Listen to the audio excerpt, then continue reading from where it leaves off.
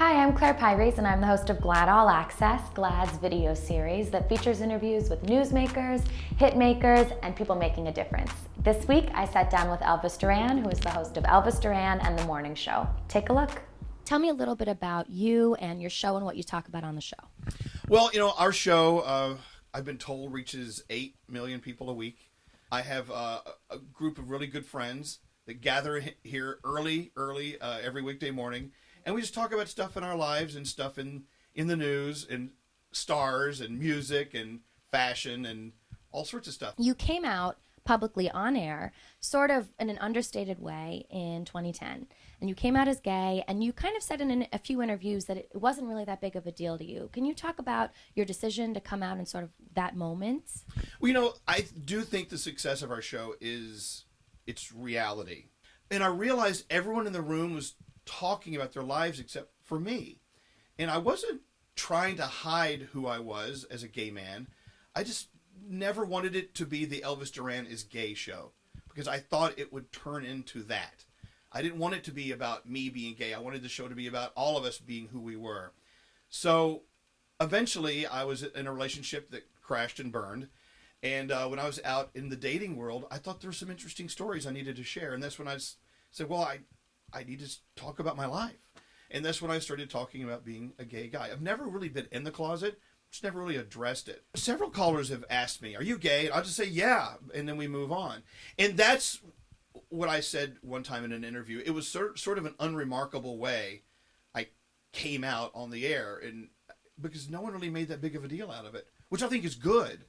I mean, maybe 15 or 20 years ago, had I started talking about being gay on the air, I'm assuming I would have been met with some negativity, maybe a loss in listenership. I don't know. Mm-hmm. But when I started talking about being gay on our show, it was like, oh, okay, what else? Great. Which I think is a great statement. I like that. I'm okay with that. How do you hope to sort of close the cultural gap for LGBT people in society with radio? You know what? Radio is sort of an interesting thing. We are a part of people's daily routine. Just as if you use your toothbrush every day, you use our morning show every day. And so in order to make it work, we have to talk about things that are going on in the community.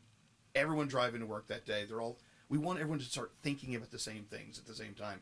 This collective vibe, as it were. So what we do is try to throw the positive out there. And if it's a story that's positive for the LGBT community or for any community, we put it out there. But I want to make being gay as normal as possible. And it's, you know what? We live here in New York in our little bubble. There's a whole country out there that doesn't look at it the way we look at it. And our show reaches Alabama. We reach the South. We reach every state in America. Some states that aren't like New York City. So in order for us to do our part to bridge that gap, we just come on and do a show. We're normal people that may be a little different from each other, but we celebrate the differences. And that's what we should all do. That's what we do.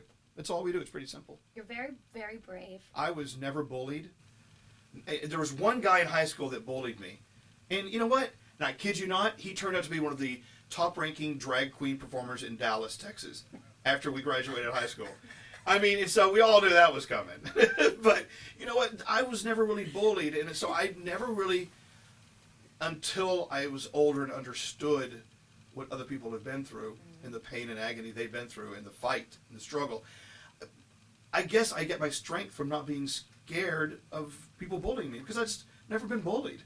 Not for being gay. I've been bullied for many reasons, but not for being gay. Right. And so I don't know if that's a courage thing, a strength thing, but when I hear stories of kids and how they're treated by their families and they're shunned, I almost come from a naive point of view where I can't believe it's happening. I just can't believe it. Mm-hmm. And I know it happens. I do believe it. But it's frightening. It's frightening how people are treated, not only for being gay, but for just being different in general. Mm-hmm. We're a world of different people. We all have a different cadence. We march at a different speed, and we're all unique, and we're wonderful people.